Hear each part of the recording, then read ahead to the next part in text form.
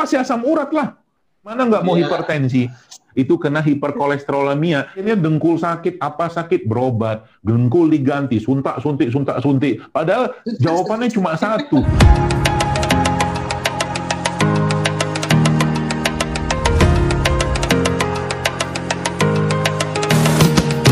Asam urat atau uric acid yang saya baca itu kan gara-gara juga nggak ngerti yang dimakan apa. Ya gimana mau nggak asam urat yang dimakan kebanyakan produk bersifat asam. Tepung asam, gula pasir asam, minyaknya sudah asam, ya pasti asam urat lah. Gitu loh. Jadi jangan pikir asam urat gara-gara makan melinjo. Makan melinjo juga kadang-kadang seminggu sekali, cuma berapa butir. Melinjo disalahin, kambing disalahin. Ya, coba maksud saya kita berpikir logis gitu kan. Ini kambing juga, kemarin saya bikin ada kajian gitu kan, membahas tentang kambing dari salah satu bank gitu kan. Saya katakan jangan kambing hitamkan kambing. Kambing itu masalahnya kan ada hipertensi juga. Gimana nggak mau hipertensi? Daging kambingnya sehat. Nabi Rasul semua pengembala kambing. Rasul suka kambing. Cuma masalahnya kita apa? Berapa banyak garam refinasi yang dimasukkan ke dalam makanan yang ada kambing tadi gitu. Garam refinasi itu garam dapur lah gitu kan. Gimana nggak hipertensi? Gitu loh. Jadi coba pikir baik-baik, jangan salahkan. Jadi kambing itu sekarang, masya Allah daging lebih sehat. Bahkan banyak orang kena asam urat itu bukan gara-gara kambing, tapi karena ayam. Ayam itu kalorinya sama lemaknya jauh lebih tinggi daripada daging kambing, gitu loh. Buka aja di browsing aja kalau mau buka perbandingan lemak pada kambing, pada sapi, pada ayam. Kalori pada ayam per 85 gram sehingga saya lebih tinggi daripada kambing coba. Jadi kan hal-hal seperti sederhana, tapi kalau katakanlah dimulai di kantor gitu kan, misalkan saya ada beberapa teman-teman yang punya pondok berkaitan dengan COVID kayak sekarang ini kan wabah kayak begini tuh di pondok setiap pagi mereka diwajibkan minum madu sama habatus sauda sama makan kurma. Subhanallah sehat-sehat semua. Jadi daripada ngabisin, bukan daripada sih, uang yang untuk ngobatin karyawan segini banyak, mendingan buat edukasi dan subsidi mereka dengan produk-produk sehat yang Allah ciptakan di sana. Ada madu, ada habatus sauda, beliin mereka, kalau perlu setiap pagi itu ritualnya minum air kelapa gitu kan, kasih kurma. Subhanallah. Kurma itu salah satu makanan terbaik untuk pencernaan, teman-teman sekalian. Bahkan riset yang menunjukkan bahwa orang yang makan kurma itu lactobacillus atau bakteri baik yang ada pada badan itu berkembang luar biasa. Tidak heran kenapa Nabi SAW ketika bayi baru lahir, ya itu beliau mensunahkan untuk melakukan tahnik atau kurma yang dikunyah. Karena kurma itu makanannya lactobacillus yang muncul dalam tubuh bayi tadi asbab dari dia melewati jalan lahir ibunya. Makanya bayi yang lahir dengan seksio sesar atau lahir dengan operasi dan bayi yang lahir dengan jalan lahir normal itu bakteri yang ada di badan bakteri baik ya, yang ada pada badannya itu beda.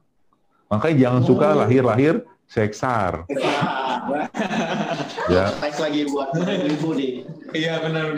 Pesannya buat ibu-ibu gitu. Jadi teman sekalian simpel sebenarnya ya. Jadi programnya apa? Programnya karbonnya diganti semua. Kalau perlu mah kasih subsidi. Subsidinya itu misalnya diganti. Jadi sebenarnya saya nggak tahu di Aceh, tapi saya kira mungkin bisa dibuat lah ya. Atau mungkin bisa diatur karena Aceh kan juga punya ladang beras sendiri lah mungkin. Benar nggak sih? Nah, beras itu sebenarnya ya nggak masalah. Jadi teman-teman, beras itu sebenarnya nggak masalah, asal apa? Asal jangan direfinasi gitu kan. Refinasi itu maksudnya berasnya sisanya cuma gula doang karena digiling, dibersihkan sehingga nanti kulit ari beras itu kan sebenarnya sangat bagus yang kita sebut dengan bekatul atau rice bran. Bekatul itu ya, nih kalau saya mungkin kasih peluang untuk bikin produk ya, bekatul itu kalau Anda bisa buat menjadi produk fermentasi itu baik sekali bagi tubuh. Ya, karena bekatul atau rice bran itu salah satu makanan terbaiknya untuk bakteri-bakteri yang ada di pencernaan. Dan saya mau kasih takut sedikit pada teman-teman sekalian. COVID sekarang ini ya, takut biar nanti berubah ya. COVID saat ini salah satu penyebab kematian paling besar yang menjadi komorbid itu faktor penyulit pada orang-orang yang kena COVID ini, waliyauzubillah, semoga Allah jauhkan, tapi kita perlu tahu adalah ternyata obesitas. Obesitas ya, sebulan mungkin yang di data ini ya, overweight adalah salah satu faktor pemicu atau penyulit yang paling disukai oleh virus ini. Datanya ada. Kenapa bisa dia menyukai virus ini menyukai komorbid berupa overweight atau obesitas ini? Karena orang yang obesitas akan muncul satu keadaan namanya intestinal dysbiosis. Intestinal dysbiosis itu nggak sinergi perutnya, badannya nggak sinergi, terutama di bagian pencernaan antara kuman baik sama kuman jahatnya, banyakan kuman jahatnya, gitulah kurang lebih bahasa kitanya. Kalau kuman jahatnya sudah lebih banyak, maka otomatis apa yang terjadi? Dia akan memberikan tanda di badan berupa beberapa tanda-tanda berhubungan dengan pengeluaran. Contoh, BAB-nya baunya sangat-sangat tidak sedap, ya. Kemudian kencingnya juga sangat asam, itu tanda intestinal dysbiosis salah satunya. Ya, kenapa bisa kayak begitu? Karena bakterinya nggak dikasih makan. Pertanyaannya makanan bakterinya apa? Ya sayur, ya buah, ya air kelapa, ya madu, ya kurma, ya rempah, ya rimpang. Itu makanannya dia. Sampai situ ya. Jadi, nah kembali ke nasi tadi. Berarti nasi atau beras yang teman-teman bisa kelola dengan baik ya. Kelola itu maksudnya cari penggilingan beras yang tidak menggiling beras sampai habis kulitnya. Namanya beras pecah kulit kalau bahasa kita. Atau brown rice. Itu berasnya bagus tuh.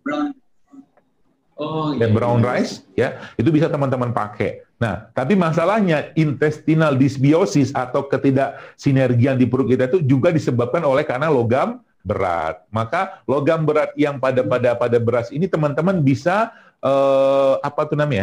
bisa buang dengan membuat ekoenzim. Ekoenzim pernah saya ajarkan di IG, nanti bisa dibuat tuh. Dia hanya menggunakan kulit-kulit buah-buahan, campurkan dengan gula aren atau gula merah, ya campurkan dengan air, nanti direndam selama 3 bulan. Itu namanya nanti itu fungsinya apa? Untuk menghilangkan logam berat. Nah pertanyaannya itu kan harus dibuat dulu. Bagaimana cara kita untuk mengikat logam-logam dalam tubuh kita? Jawabannya cuma satu, bukan cuma satu. Salah satunya adalah minum air kelapa. Air kelapa itu bagus sekali. Dan kalau racun tikus atau racun apa dimasukkan ke situ, kata guru saya, itu dia bisa menggumpal. Karena kuatnya kemampuan dia untuk mengkoagulasi atau menggumpalkan racun. Itu sebabnya di zaman dulu ya, kalau anak-anak keracunan, minum Baygon atau terminum Baygon atau apa gitu kan, biasanya itu orang tuanya ngasih air kelapa. Jadi air kelapa itu salah satu air detox yang paling baik. Cuman karena dia terlalu kuat asamnya ya, air kelapa itu yang air kelapa muda asam. Maka biasanya saya sarankan kalau abang-abang dogan itu paham, biasa dikasih garam sama dia. Tapi jangan kasih garam dapur. Kalau garam dapur lagi-lagi nasibnya sama kayak nasi putih tadi, refinasi juga. Maka coba dieksplor di Aceh ini garam-garam yang tidak direfinasi, yang teman-teman bisa pakai di sana. Karena biang kerok itu, jadi jangan tinggalkan garam ya, khususnya garam non refinasi. Tapi kalau garam refinasi jangan. Ya sama kayak gula pasir tadi. Nah, karbohidrat kita butuh ya, tapi bukan dari sumber-sumber yang menyebabkan badan kita lemah ya. Tadi ada nasi putih ya, nasi putih berarti caranya gimana kita mengurangi nasi putih ini? Switching ya, bisa dengan Anda pakai beras hitam, beras coklat, atau kalau nggak nasinya nggak usah banyak-banyak, kendalikan makan ya. Tapi nanti nasinya Anda kasih bumbu ya. Saya pernah ajarkan, coba di browsingnya di YouTube kalau nggak salah, nasi goreng ala Jelo Akbar. Kalau nggak salah bikinnya gampang itu. Jadi beberapa kayak bawang merah, bawang putih, serai gitu kan, itu saya tumis pakai api ringan, pakai minyak zaitun, tapi bukan api panas ya. Itu kasih garam mineral gitu kan, dan bumbu-bumbu secukupnya. Nanti itu campurkan sama nasi, itu lumayan itu, nggak memberatkan badan. Kalau Anda makan, habis makan ngantuk, berarti badan Anda tidak bisa mengelola makanan yang Anda makan, atau makanan yang dimakan ya itu lebih banyak, ya terlalu berat, bahasa kita tuh terlalu tinggi karbohidratnya. Ya, benar. Dan itu sering kita alami ya. Habis makan terus kayak ngantuk gitu Ustaz. Dan teman-teman pahami baik-baik ini ya, kalau kita nggak ubah ya, kalau kita kalau kita nggak perbaiki, kalau kita nggak ubah, maka sampai kapan-kapan, mungkin kalau bahasa Melayu itu sampai bila-bila masa gitu kan, sampai kapan juga nggak bakal berubah gitu loh. Kalau memang kita nggak ada niat buat merubahnya, Ustaz. Ya makanya berubah ini kan harus dipaksakan. Ya.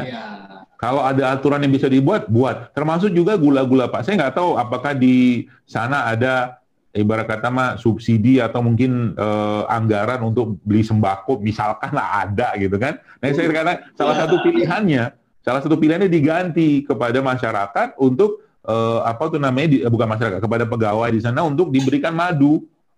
Ya.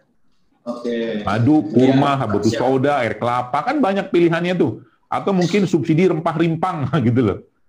Dan itu pagi-pagi seluruh karyawan termasuk direksi juga benar-benar ngerjain. Daripada saya asumsi saya ya, dengan segini banyak orang, 63% coba, subhanallah ya, itu kena hiperkolesterolemia. Itu teman-teman pernah ngitung nggak berapa uang yang dihabiskan untuk ngobatin karyawan? Dan sekarang banyak, mungkin saya pikir miliaran loh.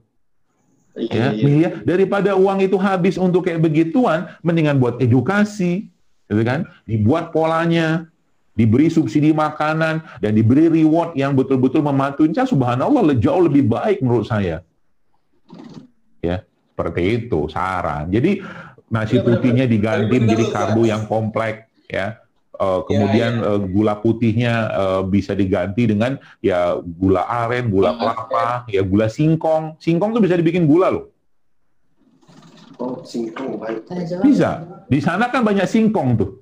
Banyak banget, Ustaz. Singkong itu bisa dibikin gula. Namanya nanti di online banyak yang jual kok gula singkong. Dan itu indeks glikemiknya tidak setinggi gula pasir. Ya. Kemudian minyak-minyaknya diganti dengan minyak. Nanti saya pengen ajarin deh cara bikin VCO. VCO ya. VCO ya. Atau mungkin teman-teman kembali ke zaman dulu ya, kembali ke zaman dulu di mana orang tua kita kan zaman dulu kalau goreng kan pakai minyak kelapa, bukan minyak sawit loh. Minyak kelapa sama minyak sawit ketika digoreng beda nasib, karena memang minyak kelapa itu kategorinya lemak jenuh, saturated fat. Kalau minyak sawit, kalau udah tergoreng, dia jadi lemak trans fat gitu loh. Beda cerita. Gitu loh. Nah ini kan hal-hal yang sederhana, yang sebenarnya kalau kita mau, dari mana mau mengerjakan, ya teman-teman pikirkan sendiri dari regulasi dulu mungkin, kemudian pahamkan mereka dulu tentang pentingnya hidup sehat, dan ini bagian dari ketaatan. Karena tadi saya bilang, orang yang overweight, obesitas, akhirnya sholat nggak bisa berdiri.